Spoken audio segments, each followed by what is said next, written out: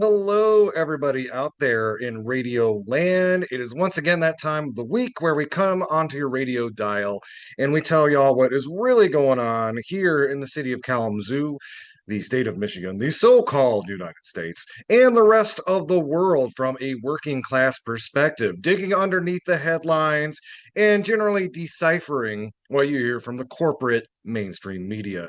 Y'all are listening to Media Cyphers only on 89.1 WIDR or online at widerfm.org. As always, the following thoughts, views, and opinions are not necessarily those of 89.1 WIDR or online, or no, are not the opinions of WIDR or Western Michigan University, no matter how dope or insightful they may turn out to be. Sorry, I was mixing up my taglines there a little bit.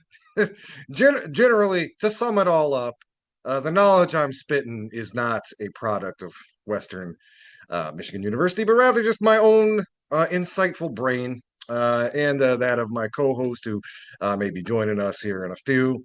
Well, it's an auspicious week. There's a lot going on. It's funny. Like I start that show, there's a lot going. There's always a lot going on, everybody. But I want to welcome all the students back. Welcome to a new year here at Western Michigan University, a new season of Media Cyphers. The first we are doing under increasingly overt fascism. That's fun. We'll count the days and the shows before we get canceled. We'll see. As you know, as an aside, I was talking about that at length last week. If you want a more academic examination of what I just said, you can find us on YouTube and the Media Cyphers Kalamazoo podcast. But yeah, we kid around about that.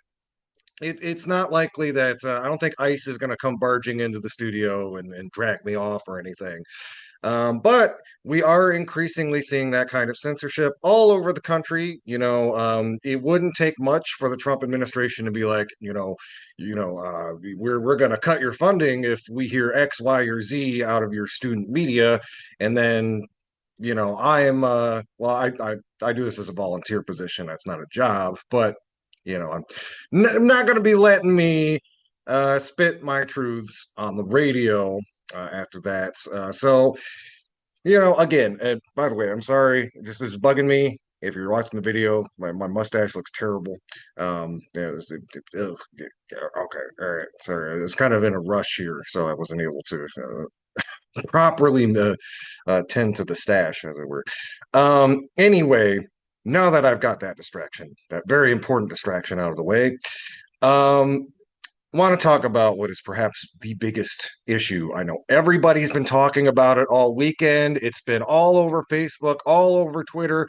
I'm, of course, talking about corn yields here in Michigan. Now, okay, it's kind of a bait and switch, but I promise you this is an important issue, and I'm going to loop it back into kind of again, capitalism and media coverage and all that other stuff. So, this is an article from Bridge, Michigan that I wanted to dive into, talking about how climate change is impacting corn yields, which, again, if you don't know too much about agriculture, corn is one of America's principal crops. We export it all over the world. Corn oil is used in many, many things, including the oil, fuel that we put into our automobiles.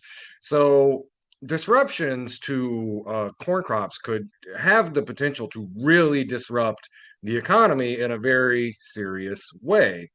And it also does not bode well for independent Michigan farmers. And I'll be kind of getting into that as we're going through this article.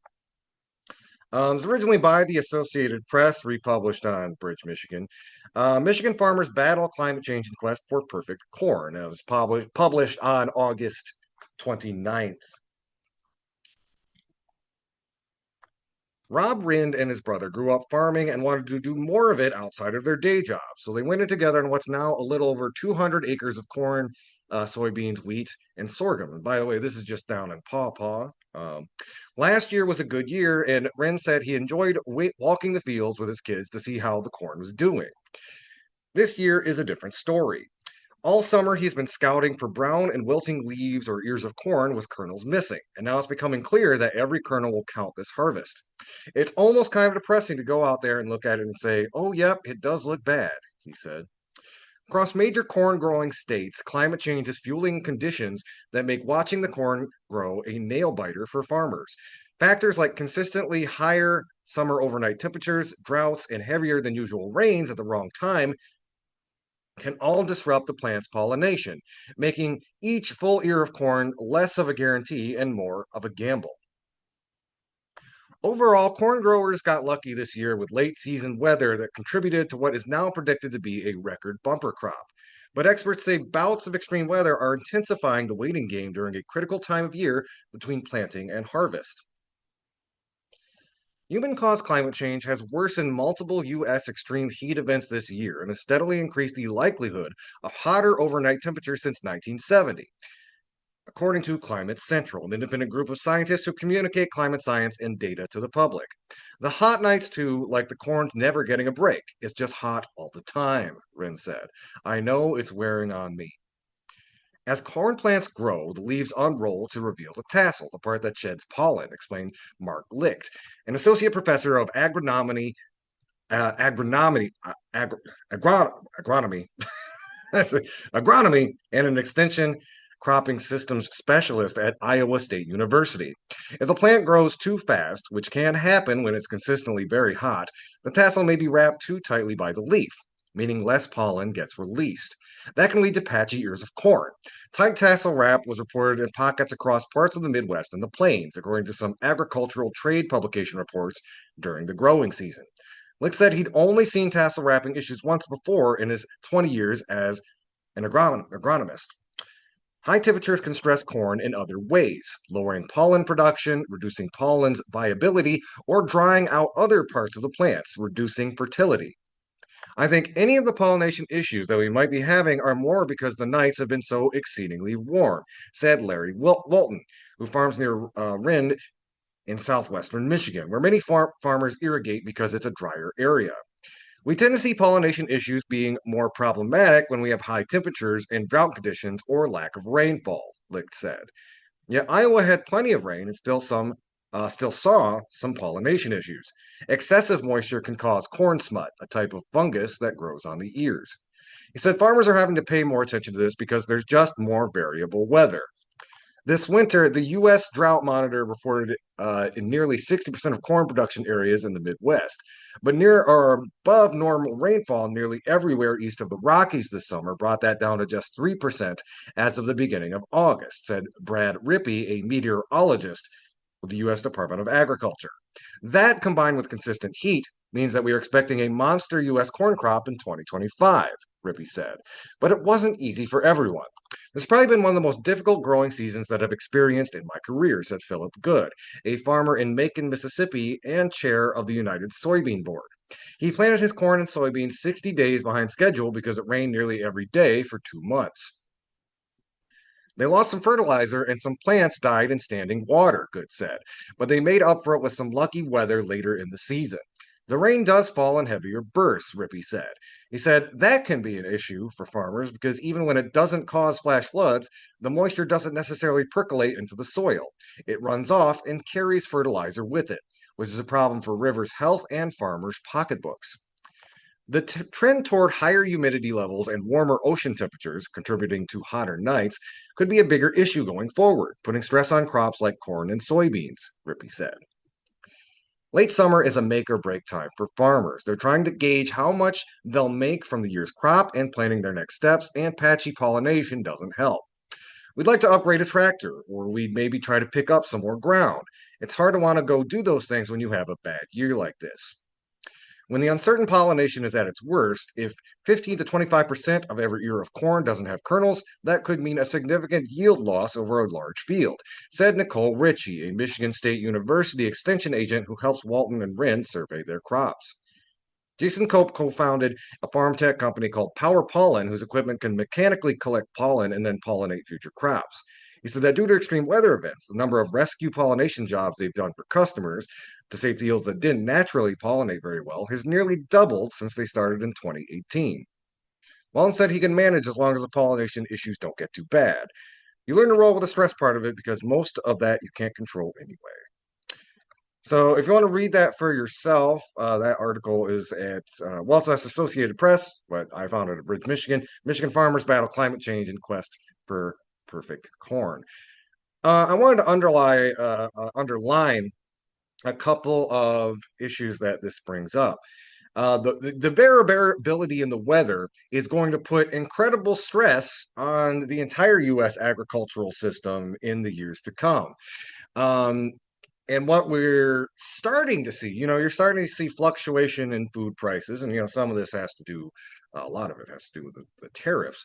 But as if we do shift into a more kind of localized agricultural system, and Michigan's a good example of this. We grow a lot of our own fruits and vegetables. We have more agricultural independence than many other states around the country. But we are still at the mercy of the weather. And when you have sporadic weather like we've been having, or, again, especially the hot nights, it can cause farmers a lot of problems.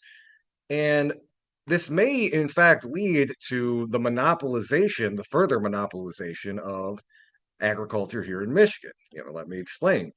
When farmers depend on at least some stability, being able to plan out their summer, their growing season, et cetera, et cetera. When those become things that you can't really count on, and your personal finances are at stake, a bad summer or a couple bad summers, or just again, weird weather can ruin you. So what often happens is, a lot of these big, agricultural conglomerates can swoop in and either buy up your land or make you a subsidiary, or i.e., an employee over an employee over your own farm. And what basically they're in a position to absorb the cost of climate change, to absorb when we have a bad season here, but maybe a good season there. So they're in a particular position to absorb costs that an independent farmer cannot.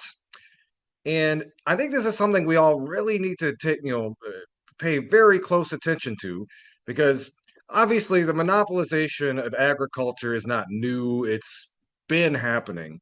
But as our growing seasons get, wilder and more unpredictable, it's more and more likely that a lot of these larger corporations are going to step in, who, again, their priority is not to develop the perfect crop or to serve their customers. It is their bottom line, their profit bottom line. And combine that with the dismantling of the USDA, and the fact that the current administration is basically trying to give corporations carte blanche to avoid all the safety rules they want, as long as it's better, more money for them.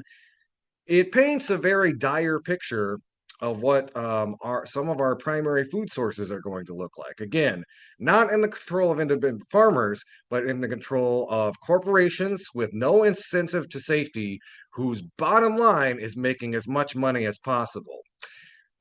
So yeah, things to look out for. Again, you want to read that article for yourself. You can find it on Bridge, Michigan, or the Associated Press. All right, we're going to take a quick little break. Y'all are listening to Media Cyphers only on 89.1 WIDR, or online at widerfm.org. You can also find us online at Media Cyphers Kalamazoo, or on the Media Cyphers Kalamazoo podcast, or you can find us on Facebook or YouTube. Keep your dial locked. Y'all are listening to Media Cyphers, your source for political revolution. Hello, everybody out there in radio land. We are back. Y'all are listening to Media Cyphers only on 89.1 WIDR, or online at widerfm.org. Next story, we're going to keep it in Michigan here, is talking about, this issue is something that we've been bringing up a lot on the show, and especially in the wake of, the current administration's, in particular, war on trans folks. Not to mention just, especially in the last, I'd say 3 or 4 years, they have really, and mean like, again, the main conservative and particularly the mainstream media propaganda have really made trans folks like the marginalized group to really, beat on ideologically with, again, a lot of misinformation. And I think, again, this misinformation has borne some rotten fruit. And I wanted to talk about this story coming to us from, this comes to us from M Live. And it's a story about, you may have heard about this, the hospital over at University of Michigan, Michigan Medicine, has made the decision to stop doing treatment for trans youth, essentially because of the again financial blackmail coming down from the Trump administration. So I'm going to read from this article and then kind of tell you all a little bit about my thoughts on it. Um, Article written by Jordan Peer for M Live. We thought we had a plan. Parents of trans youth angry about Michigan medicine decision. A countdown clock is ticking for Alex's daughter. Gemma, 10 years old, is one of many transgender patients at the University of Michigan whose gender affirming medical care has been interrupted. Although she has not yet started puberty, Michigan medicine doctors have been monitoring her for the right time to start puberty blockers. Now those blockers might not be available. We thought we had a plan, Alex said. We did have a plan. Michigan Medicine, the medical arm of University of Michigan, announced Monday evening that would no longer be providing hormonal therapies or puberty blocker medications to people under 19. Officials cited a federal subpoena and escalating external threats and risks.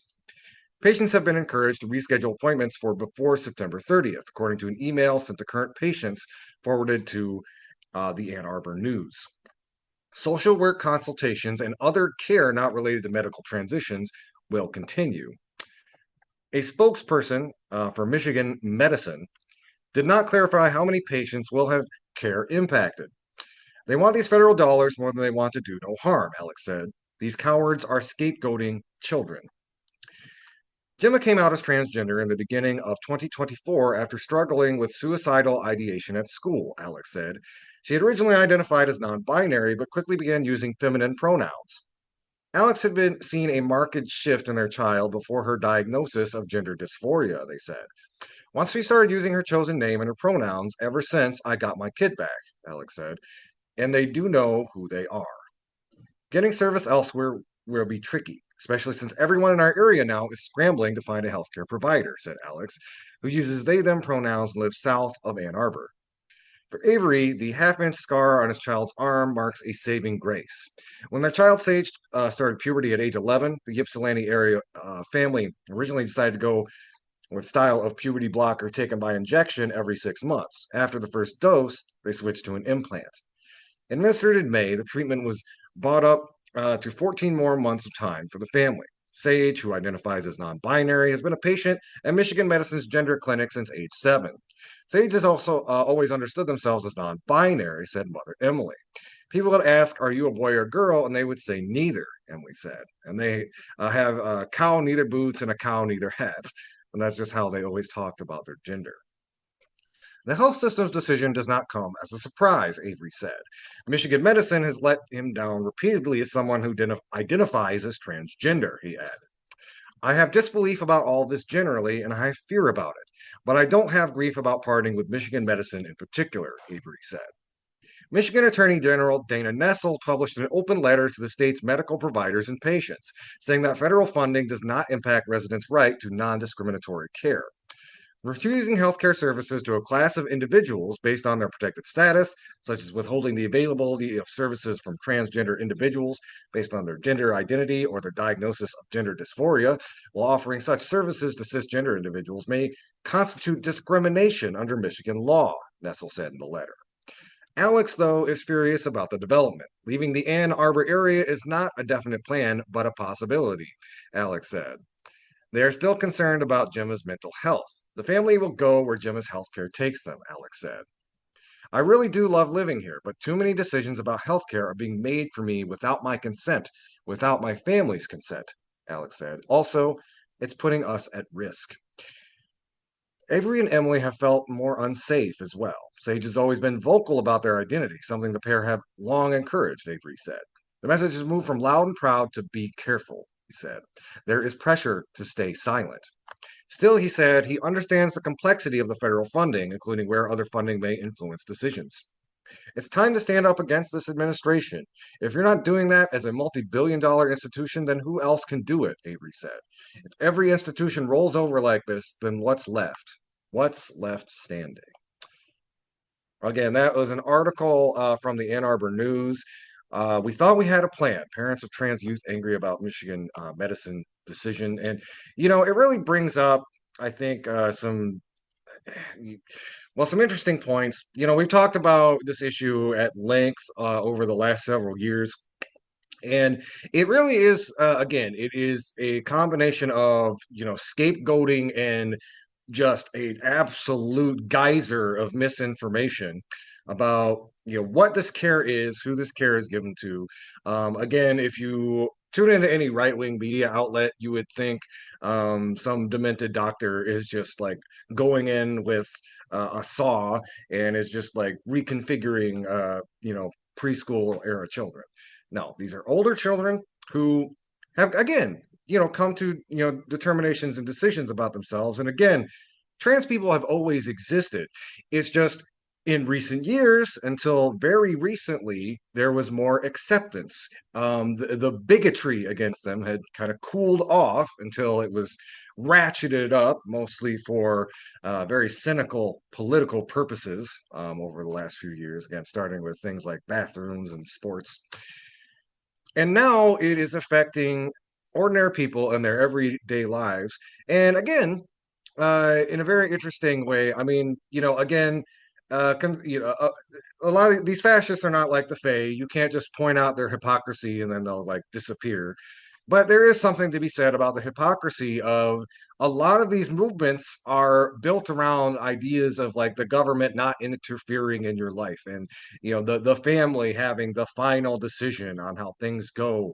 And it's like those decisions are being taken away from them by uninformed bigots who are using again using trans people as again a big distraction for in amping up misinformation about them to distract from many other pressing issues. Again, I don't want to clarify. For a lot of them, the bigotry is the point. There are a lot of people who don't like that trans people have been more accepted over the years and are doing everything they can to try to run back the clock on it. So anyway, you can find that on M Live. And again, the headline on that one is we thought we had a plan. Parents of trans youth angry about Michigan medicine decision. Keep it dialogue. This is Media Cyphers only on 89.1 WIDR or online at widerfm.org. You can also find us online, Facebook, YouTube, or the Media Cyphers Kalamazoo podcast, which you can find on most podcasting apps. Keep it dialogue. This is Media Cyphers, your source for political revolution. We will be right back. Hold on a second. Hold on a second. Hello, everybody. We are back. This is Media Cyphers only on 89.1 WIDR or online at widerfm.org. I'm joined now by my co-host Lawrence. Lawrence, how you doing today? I'm all right, man. Just on my lunch break. Mm-hmm. Yeah. I'm hoping. So we've mentioned a few times. We our friends over at PMN. Is that right? Um, Yeah. We're gonna be doing some content with PMN pretty soon. yeah, and I Just know gotta work my out. schedule's clearing up a little bit going in the next few weeks. So we're hoping to start doing some extra content and doing some crass some crass platform collaboration. Hopefully, it won't be too crass. We'll see. Uh, Yeah. So yeah, we'll be doing some collaboration with some other media organizations. It's gonna be pretty good. mhm. So we wanted to dive into a few things today. Some things coming down from the DNC and Obviously there's I was cracking some jokes about it earlier. There's some possible news coming out of Washington today. We'll see. But yeah, Lawrence. So I guess like what do you want to hit on first? Do you want to talk about DNC? Yeah. Let's talk about the DNC for I mean we gotta talk about DNC over the weekend. Before we do that, I have to talk about this quick hit. Israel broke its own peace agreement. Support shocker, Right. right? Hmm. And this is after they struck Yemen. That's right. They killed their prime minister. Damn, oof. Yeah, again, it's So hmm. yeah, go ahead. No, it's just I was just gonna say like just when you hear these stories, it's so easy for us to just let it wash over us. But just like think about how gonzo that is. Like think of like if we had a belligerent state, like imagine like Mexico drone struck our president or something. Although I think he got struck by something else, but we'll talk about it later. Yeah, But again, it's we're just gonna talk about that later. yeah, it's nuts. Like, it's again, they are a rogue state backed by the US, the big empire in charge, which I think just my listeners, as just a thought exercise, just try to think through those scenarios. Just it's just so ridiculous. Like, they're just breaking just war crimes left and right, breaking international law and assassinating heads of state, and they're just like, oh, yep, that's just another day. But yeah,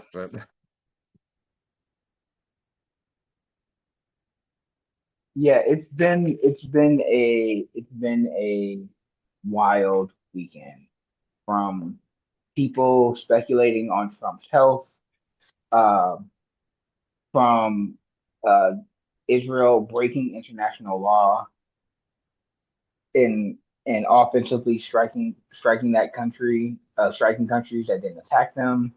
Just a number of things that has just been popping off. I just think that I just it it's a shame, and because we're bringing it to the DNC. The DNC recently had a resolution about what was this? Sending money to Israel over the yep. weekend. Hmm. Yeah, yeah. You and I want to remind everybody, 90% of the Democratic base agrees that we should no longer send weapons or funding to Israel while they are continuing to do their genocide in Gaza and their resettling of the West Bank. Every international organization that is independent, that has looked at that conflict, cause of the genocide. It is ethnic cleansing. Everyone has called it what it is. We've had uh, humanitarian aid organizations and people who were former Green Berets who were there trying to help give food to the refugees and to the people in Gaza, seeing with their own eyes American servicemen and Israeli IDF killing innocent civilians. And you would Hmm. think that the Democratic Party, who represents the anti war, anti genocide people in this country, would say, yes, we are for this resolution. They shut it down. They shut it down. Why did they shut it down? It's because of the thing that we all talk about in this media space. We talk about money and politics all the time. One of the biggest donors to the Democratic Party is APAC and other affiliated groups with APAC, the lobbying organization that's prime function is to serve on the interest of Israel. It's no different from the oil lobby. It's no different from big pharma. It's no different from the guns manufacturer, except that it's a country that we are doing the bidding of. It's not, and it's not ours. Yep, Like absolutely. it is so hardening and upsetting to see our representatives, one, not represent us. This is also why going to see the Bernie Sanders rally with Abdul Al Sayed, and him endorsing Abdul Al Sayed uh, as as as Abdul runs for Senate.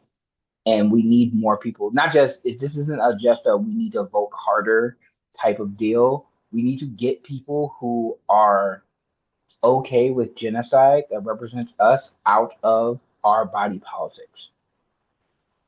Yeah, Because as oh, Ta-Nehisi, yeah, sorry, but as oh Ta-Nehisi no, it's Coates just it. said, I think like especially you see what's really interesting is like a lot of the same people who last year where all they could say is Israel has the right to defend itself, where have been like really pivoting and talking about I think they're doing war crimes. I think it is a genocide, and a lot of them are they're doing the political arithmetic in their head. They're seeing this sea change in the base and realizing, I think especially Zoran was probably a lot more of a wake up call than I even thought it would be necessarily. Because again, that was somebody who ran on like kitchen sink issues and free Palestine, and that was not a political liability. In fact, by a lot of polling, that was one of the things that carried him over the top was having a principled stance on Palestinian autonomy and the genocide going on in Gaza. But of course, there's all it's really interesting to wonder like how are they actually going to act on it, because as you pointed out, Lawrence, the majority of a lot of those elected officials do take APAC money.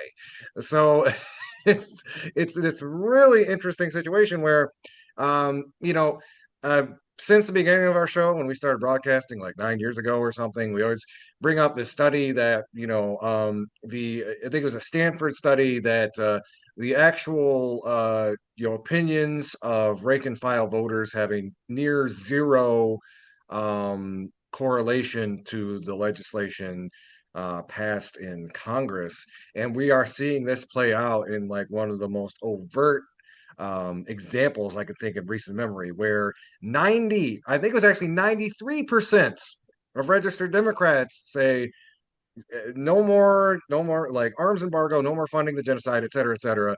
And the people who run the Democratic Party are still stuck in this, rabid pro Zionist position from about 10, 15, 20 years ago. And yeah, yeah, basically, the only go plausible ahead, go ahead. explanation for that, like I said, again, money and politics. Lawrence. Well, I mean, this goes to the cowardice of the party that's supposed to represent working class people or just the people in democracy itself. If the majority of people in the democracy is saying we don't fund genocide, hey, we have the what was it, the Lincoln Riley, not the Lincoln Riley Act, there's a law that's in Congress. We do not send funding to countries who are committing genocides. That's already a law on the books. We are violating our own rule of law. Not to mention what's going on in international courts. And to quote Ta-Nehisi Coates, if if the people representing us will not stand up and fight against a genocide or an apartheid, then they're not going to fight and stand up for our democracy. They're not going to uphold it. They will kowtow and make excuses for it as it falls. And There honestly, was a report that came out recently that said a lot of Democratic consultants were telling the politicians not to talk about Trump's authoritarianism, just focus on the tariffs. It's just uh, he's literally sending the National God, Guard into the cities, and it's like, yeah, just keep calling him a taco. That seems to pull well. God, But if you think, I mean, when you talk about the state of our country, when you talk about the state of our democracy, we have the president weaponizing the National Guard in city streets. They're not stopping crime. They're picking up litter and stuff. Like that's what they were doing in DC. They're going to Chicago now. We have councils of people banning books and banning literature, the type of literature that talked about how America was fascist before and how it treated its civilians unfairly. So this is not new. As much as everybody wants to talk about the actions of this government being close to the Nazis. And yes, these are very much Nazi style um, inclinations in politics. But the Nazis learned that from America, Jim Crow America in the Yeah, 1890s. they So copied this our is homework. they copied the playbook that we did. So this is just America getting back to that time. And it's what bothers me outside of alligator Alcatraz and people talking about that like it's positive thing that we are stealing kids. I think the last thing that I think the AP talked about this, that over 600 kids have been deported without their parents, like recently. Um, So just a side note, and especially our younger listeners, we've talked about this show on the show before. I know a lot of the comparisons to Nazi Germany are obvious, especially when there's literal like Nazi dog whistles on the White House's Twitter. But probably a better historical analogy for the period we're living on in right now is uh, the end of Reconstruction. Again, the yes, white backlash to Reconstruction is very similar to how things are playing out politically now, where you had the yeah, end of a very like racist tyrannical system.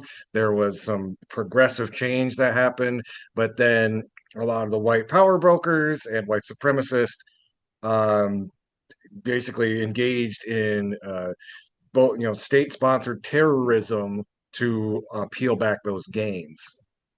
yeah. And what's going on now is the same thing that happened to Black Wall Street in Gaza.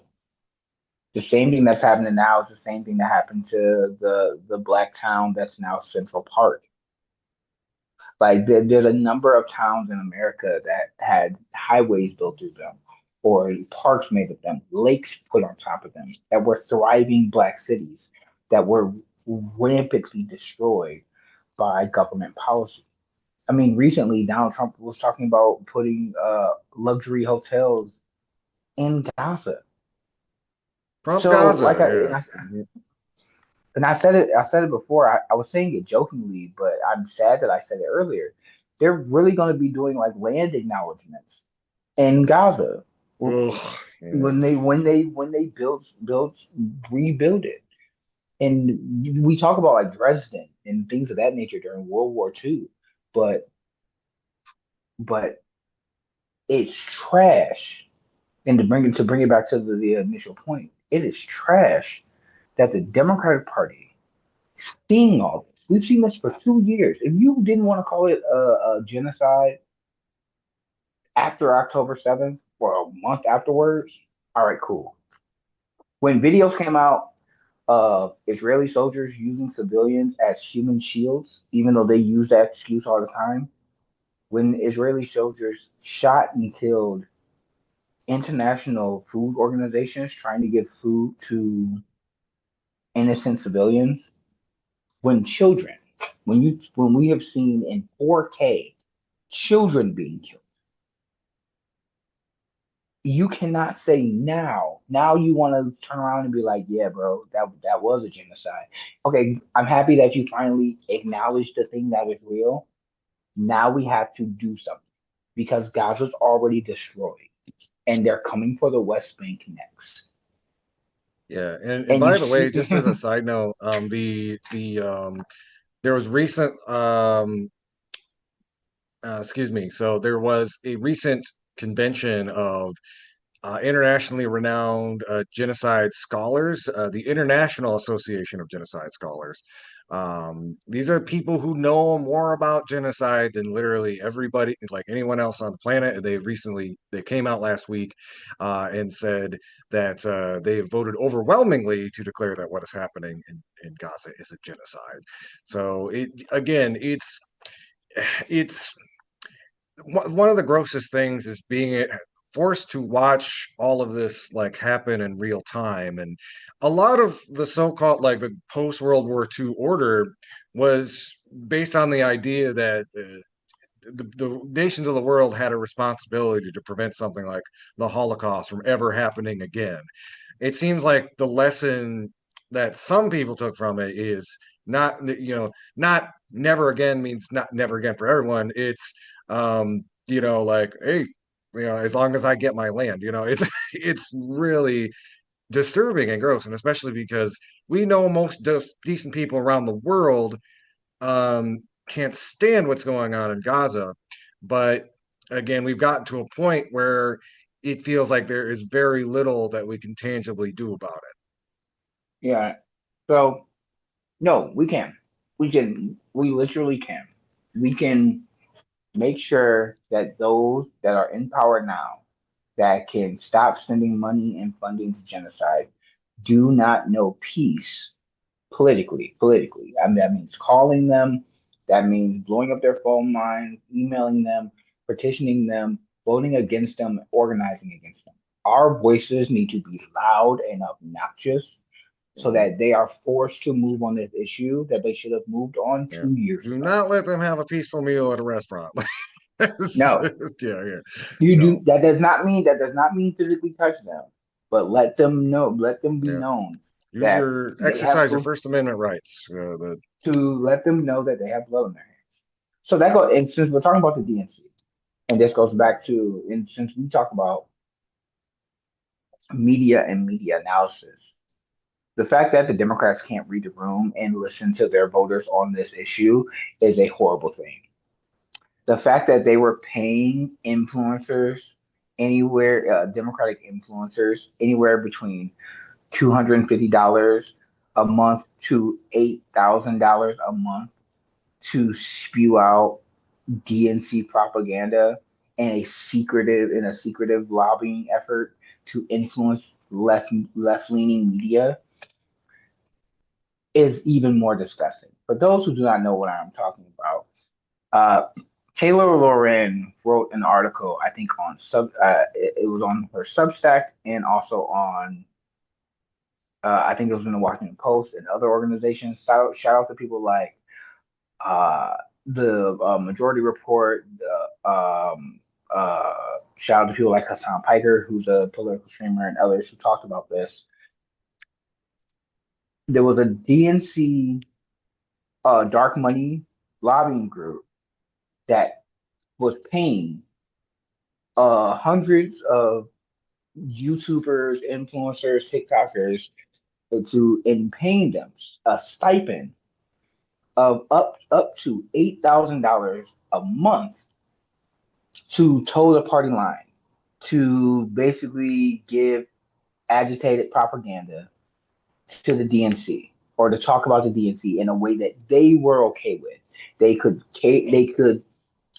censor what the influencer or what the person was saying.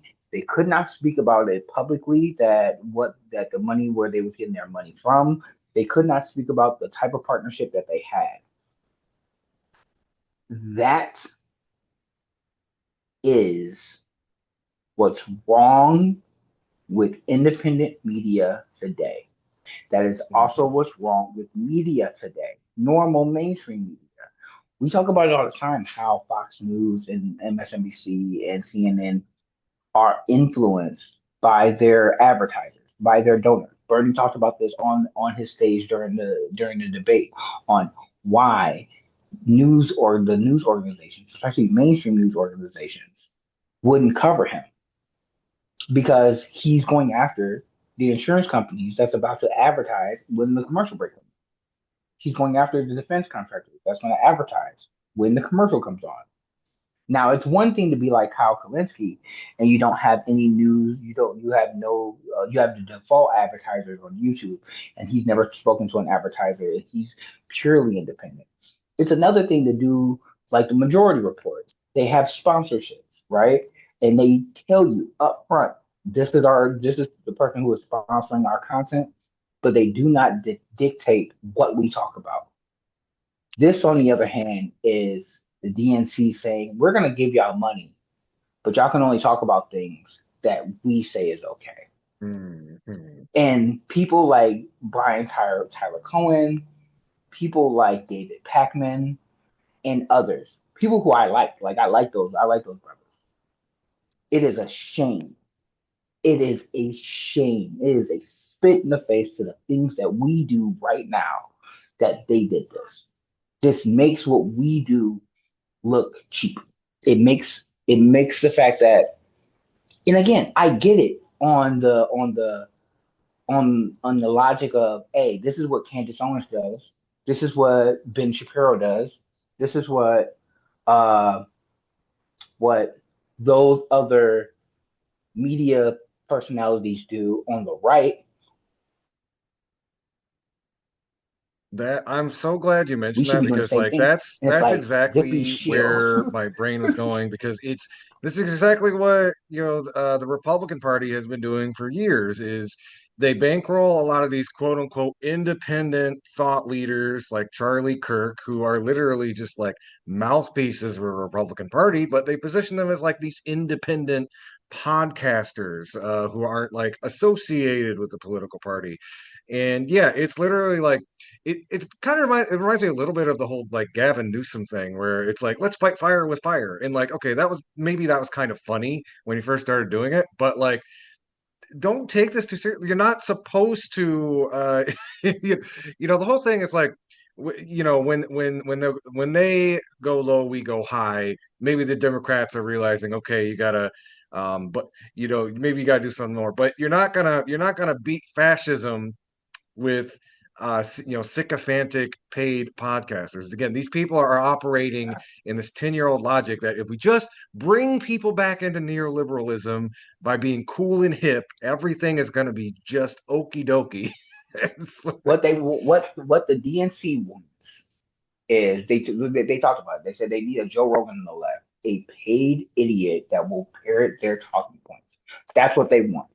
And the problem is with liberals or with Democrats, a lot of people have read books.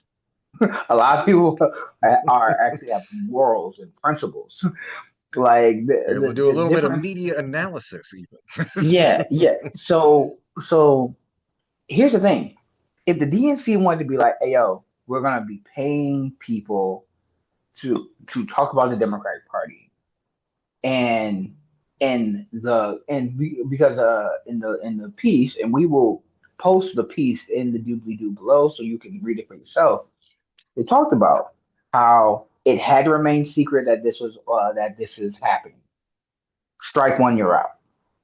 You're a media platform talking about politics in the country, and you can't talk about how you are connections to one of the political parties that's paying you. Strike one, you're out. Two, the Democratic Party can critique and or censor how you cover topics. Strike two, you're out. Strike two, you're out. It does not matter who it is. Everyone gets this work equally. Everyone gets this work equally. You have to be like you are supposed to have the Malcolm X philosophy.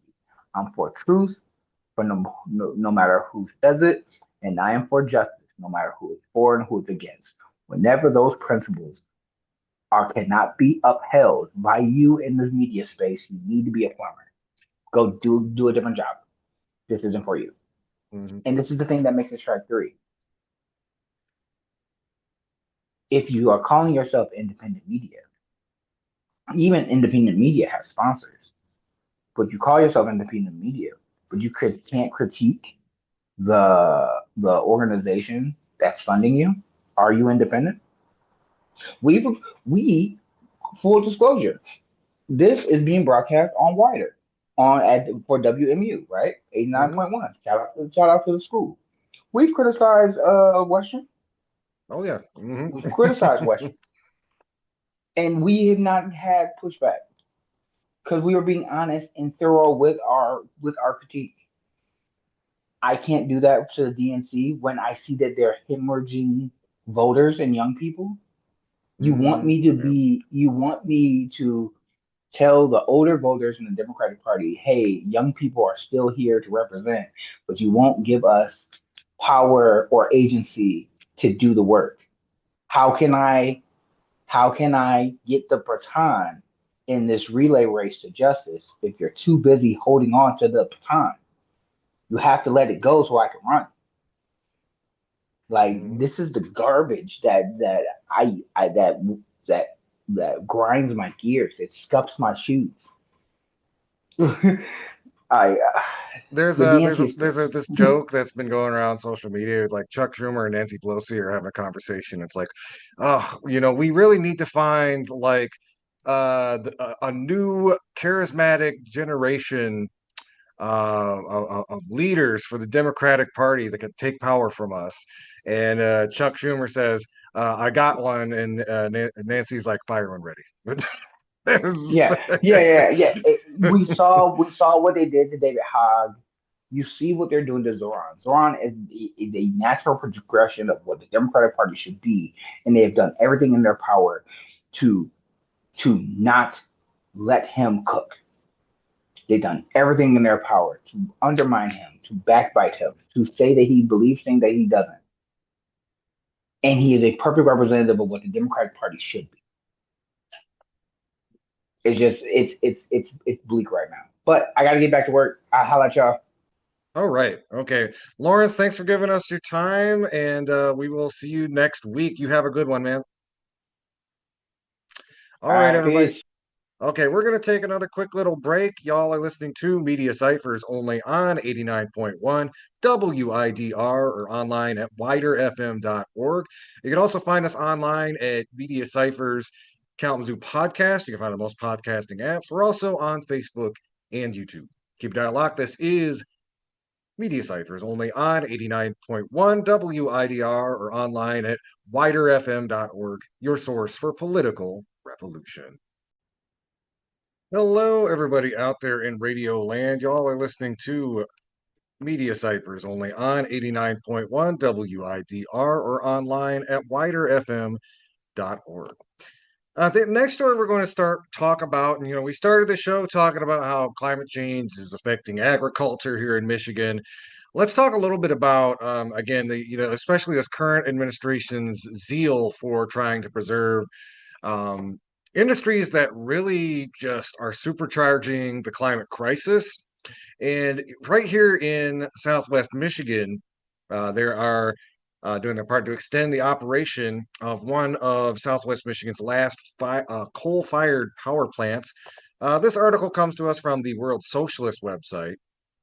It's written by Ashley O'Hara. Trump's Department of Energy extends operations of last coal-fired power plant in Michigan. For the second time, the Trump administration has issued an emergency order extending the operations of the J.H. Campbell Coal Power Plant in West Olive, Michigan. The plant is a major emitter of toxic air and water pollution.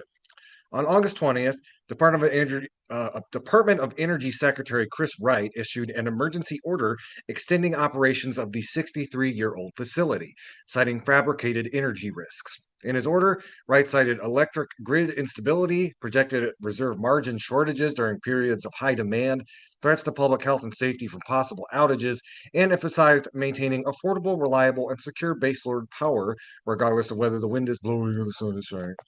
Yeah, that's just, I'm bored. Anyway, however, energy experts and analysts have widely disputed the Department of Energy's claims that closing the J.H. Campbell coal plant would risk grid reliability. They've emphasized that the regional grid operator had already approved the plant's retirement plan with no forecasted reliability issues, and state regulators, the utility, and independent analysts all confirmed that closure would not jeopardize grid stability. The J.H. Campbell facility is not the only coal plant the Trump administration has forced to remain open. The DOE issued a similar order to the Eddystone Generation Station in Pennsylvania.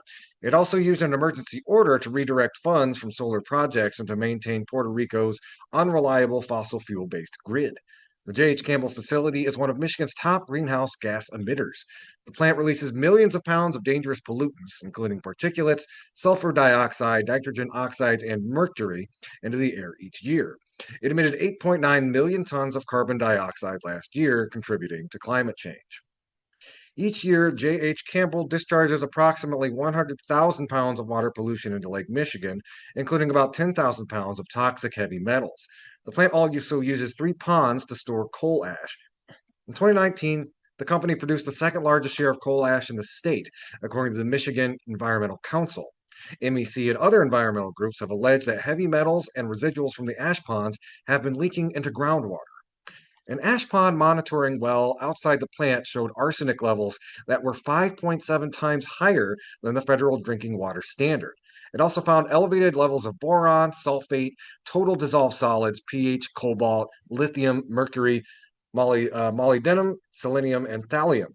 The decision to block the shutdown of the plant based on falsehoods comes as no surprise. The Trump administration is focused on bolstering the fossil fuel industry and doing everything possible to undermine, obfuscate, and deny the science of climate change. Representatives of the oil and gas industries contributed an estimated $450 million to Trump's 2024 reelection campaign, and they are now getting something for their money. Trump's socially devastating and retrograde policies. I was gonna say, you can email us at mediacyphers@gmail.com. I got somebody out the window. Are you running a campaign? I think I saw you somewhere else. Okay, we will interview you sometime this spring. Okay, that's mediacyphers@gmail.com. Send me an email. We'll get you on the show. All right. Anyway, sorry, is it? Currently, the U.S. does not have a fuel shortage and produces more gas and oil than any other country in the world. In fact, analysts project that the world will soon have an oversupply of oil and natural gas, with the supply from the U.S. exceeding demand. According to the U.S. Securities and Exchange Commission, Consumers Energy has already spent $29 million over 5 weeks to keep the old plant open past its planned shutdown date. Consumers Energy has warned that the administration might continue to issue 90-day extensions throughout the remainder of Trump's presidency. On Friday, August 15th, a request from the energy provider was granted that imposes a significant portion of the burden onto ratepayers across 10 states. Michael Linoff, a senior attorney with Earth Justice, told him live the federal government should not be requiring a business to incur tens of millions of dollars in losses, then insisting that the business gets to recoup these losses from anyone paying an electric bill. In July, Michigan Democratic Party Attorney General Dana Nessel filed legal challenges in federal court to the Trump administration's first emergency order. These lawsuits accuse the Trump administration of deliberately ignoring assurances that J.H. Campbell's capacity would be adequately replaced by other sources. The cases also allege that the administration is interfering illegally and imposing millions of dollars in costs onto ratepayers in an attempt to prop up the coal industry. Nessel's actions, however, are an act of political theater that fail to address the underlying issues and will be tied up in court for months, if not years, while the coal plant continues to pollute. Meanwhile, the Democrats have been slow to respond to the Trump administration and acting only after the fact. The DOE's decision has infuriated residents in the area who are expecting the Michigan's final coal-fired plant to be closed by May 31st, 2025. Ottawa County residents held a protest on Friday, August 15th, to demand the closure of the plant. The community said it pays a high price for living near the plant. The combustion of coal releases fine particles of soot that can bury themselves deep within the lungs, which is linked to severe and potentially fatal heart and respiratory conditions. Coal emissions are known to cause several other health problems, along with respiratory illnesses such as lung disease, neurological disorders, and developmental impairment in both humans and animals. According to the National Resources Defense Council, J.H. Campbell is responsible for an estimated 44 early deaths and 455 asthma attacks every year. My family had a countdown for a closing. We couldn't wait. I was flabbergasted when the administration said that they had stopped it shutting down. Why are they inserting themselves into a decision a company has made? Just because politically you don't like it? It's all so dumb, said Mark Openhuizen, a resident who has lived near the plant for 30 years, told The Guardian. Openhuizen also suspects that the pollution from the plant has worsened his wife's lung disease. A study by the NYU Grossman School of Medicine found that after a similar coal facility closed near Pittsburgh in 2016, hospital visits for childhood asthma initially dropped by 41%, followed by an additional 4% decrease each month. This illustrates why the closure of J.H. Campbell is so critical. Dr. Stephen Ashmead, a member of the Michigan Clinicians for Climate Action and a family physician, is concerned with the risks coal-fired plants pose to residents, including very serious negative health problems. He told ONN, public health of Michigan is more important than the political favors the Trump administration owes in coal and the fossil fuels for over 60 years.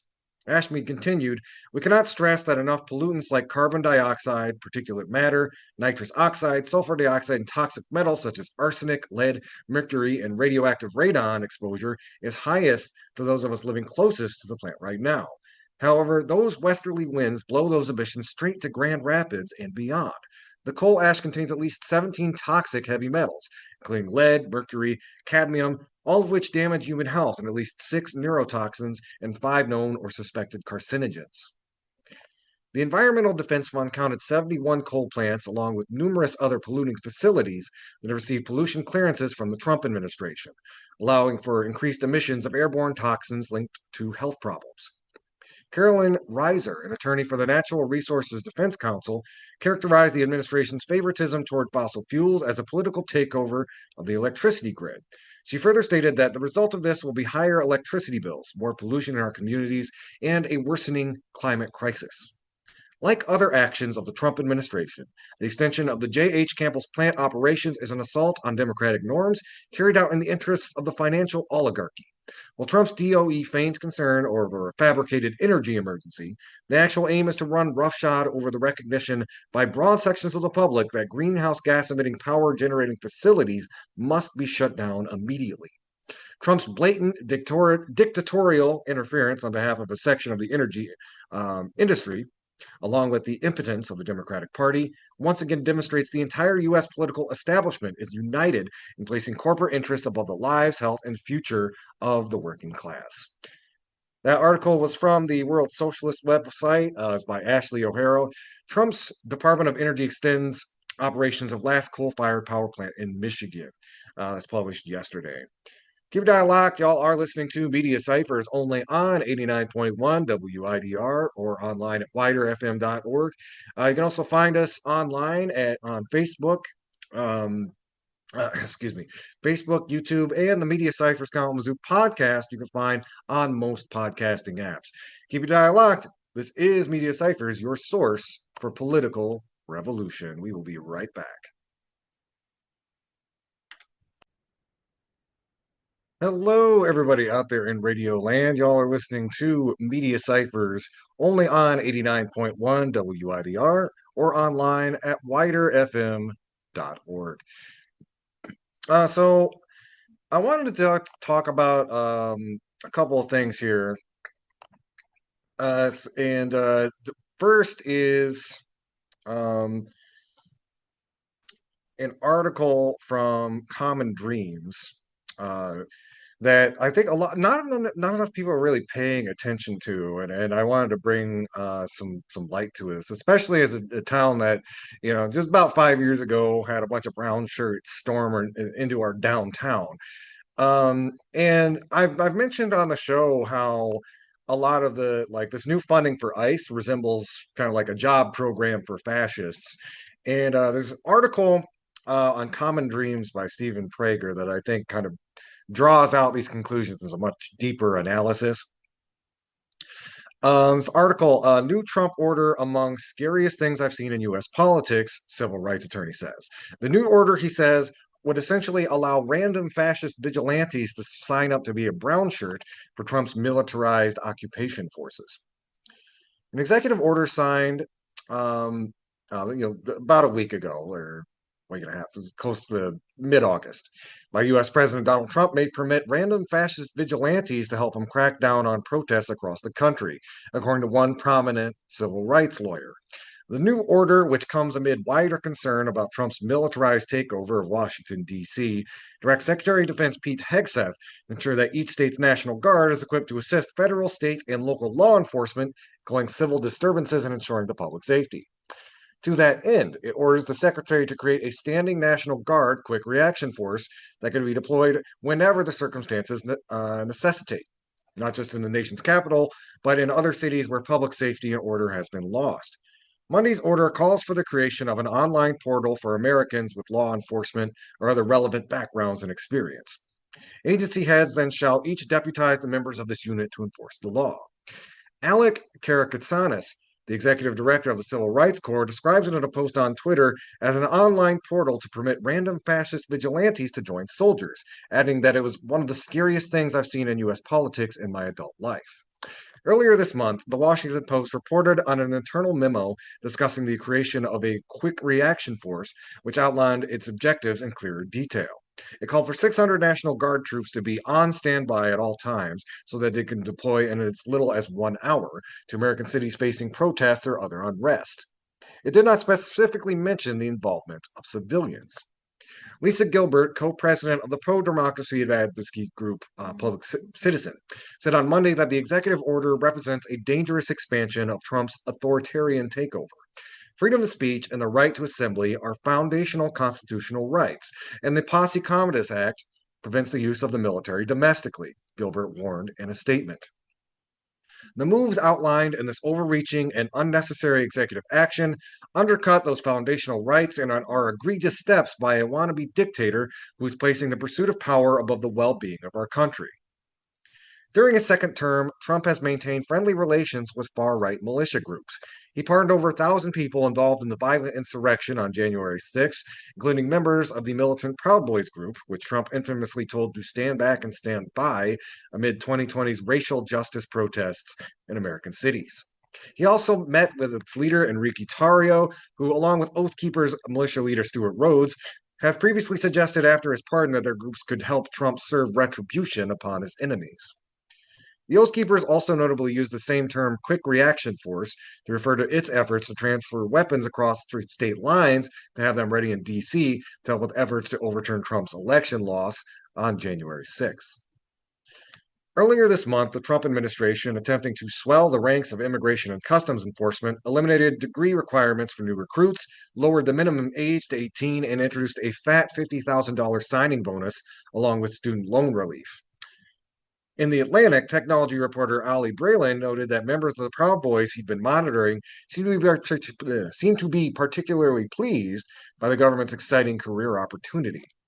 Since Trump took over law enforcement in Washington, D.C., onlookers have described and documented countless egregious civil rights violations. Jesse Rabinowitz of the DC-based National Homeless Law Center has described the dystopian scene on the ground in a post on Twitter. There are full-on police checkpoints most nights, he said. Every day, multiple friends see ICE kidnapping people. Daycares are scared to have kids go on walks due to ICE. According to research by the Libertarian Cato Institute published earlier this month, 1 in 5 people arrested by ICE have been Latinos with no criminal past or removal orders against them from the government, which they call the telltale sign of illegal profiling. Cart Casanis warns that through his latest order, Trump has created a vigilante portal where anyone can sign up to be a brown shirt to brutalize poor people, immigrants, people of color, and anyone else who might dare to, say, go to a protest. He says that it should be a nonstop emergency news alert, but instead, mainstream news and Democrats are barely mentioning it. That was an article from Common Dreams written by Stephen Prager, published on August 26th. New Trump orders among scariest things I've seen in U.S. politics, civil rights attorney says. With that, I actually want to close with an article. When I was doing a little bit more of a deeper dive on fascism last week, but I didn't get time to get around to this article, which is it's from The Nation. I read it recently, and I wanted to share it with y'all because, especially if you really been paying attention to politics, or listen to our show, it can feel like just doom and gloom is kind of the order of the day. And this article it's a refreshing take on not only what we should be doing on the ground, but kind of our responsibility to resist. And it's written by Ellie Mistel. It was published August 18th in The Nation on the power of small acts of non-compliance. Resistance does indeed feel futile these days. People who believe their individual efforts cannot stem the rising tide of fascism, MAGA, or the hostile billionaire takeover of our government, media, and society are not wrong. The bad guys are on the march, and they are winning. There is no one magical thing that can be done to stop them, and no set of actions any single person can take to halt what is going on in this country. But while despair is a legitimate and even rational response to the ongoing victory of white supremacy and bigotry over equality and decency, giving up is not. Inaction is not. Throwing up your hands and letting Jesus or even political leaders take the wheel is not. I recently stumbled across a social media post in which somebody joked, "Call my representative? Why? They are evil, not ignorant." Follow up poster added that calling your rep a bad boy would not make them decline $2 billion from the oil lobby. The somewhat obvious point of both was that calling your congressperson is useless in the face of the larger factors at play. Protest, another favorite resistance pastime, also feels futile to lots of people. No King's Day was an important, thrilling example of the visual and social power of protests. But Trump's spending bill passed not long after, despite mass disapproval, and the Supreme Court once again rubber stamped his authoritarian powers. Trump remains effectively a king. And yet, the inability to stop Trump with one act or protest or lawsuit shouldn't diminish our efforts to try. We live in dark times. Our government is a force for evil, both domestically and abroad. At such moments, anything we can do, anything at all, to slow, frustrate, or sabotage our government's efforts, or to help another person who is being made to suffer by these people, has value. To do nothing is to be complicit in the horrors we are visiting upon the world. While I continue to believe that collective action is the most powerful political force in human history, I also know that people tend to fetishize big, aggressive, large scale acts of resistance without remembering that small individual acts of noncompliance are also tools that can frustrate great and evil powers. We can save a life, can ameliorate the suffering of a person, or change a mind. Right now, that has to be enough of a reason to try. It has been for people in the past. Ida B. Wells didn't just cancel her subscriptions to white newspapers, she bought her own, and then published her own reports about lynchings. Oskar Schindler is perhaps the most famous example of noncompliance from an actual Nazi Party member, and his individual efforts saved countless lives. Those people are well known, but there are countless stories of people I've never even heard of who did what they could in the face of suffering. People who joined forces with drug dealers to hand out clean needles during the AIDS epidemic, soldiers who refuse to carry out malicious orders, and ordinary citizens who are right now ignoring Texas's bounty hunting laws to shuttle people in need of abortion services to a doctor. At all points in history, there are people willing to break the law when the law is evil. Near the start of the second Trump administration, a friend sent me a story I was not familiar with from World War II. I was dealing with my own issues of despair and feelings of futility and pointlessness, and my friend thought this might help. It concerns a B 17 pilot whose plane was shot up over Nazi Germany. The bomber was hit directly in the gas tank, not once, but numerous times. But for some reason, the tank did not explode. The pilot felt blessed by God. After investigation, it was revealed that the shells that hit the gas tank had no explosive charge in them. Instead, inside was a note, written in Czech. It read, "This is all we can do for you now." It might be that all we can do right now is to harass and document ICE goons as they try and kidnap and abduct people from our block or courthouse or house of worship. It might be that all we can do right now is make sure the trans kid is invited to the birthday party and cheer for them as loudly as we cheer for our own children when they get a hit in the game. It might be that all we can do right now is to call our congressperson so often that their constituent manager knows our name. But doing all we can do right now to oppose the regime is frankly the least that should be expected of us. I know these kinds of individualized, person to person acts of political and social resistance work because it's what the bad guys do. It's how the white wing movement that Trump only recently has come to embody has been operating for my entire life. They're always doing whatever it can. They're always doing whatever it is they can do, big or small, individually or collectively, to bring about more suffering. They don't sit around and say, "I hate gays and immigrants, but what can I do? I'll just cry myself to sleep on my American flag pillowcase and wait for things to work themselves out on their own." They call their congressperson. They call ICE. They boo and vote. They refuse to bake a cake. They buy guns. They harass and bully children. They do the worst thing they can think of the moment they think of it. And that's why they are winning.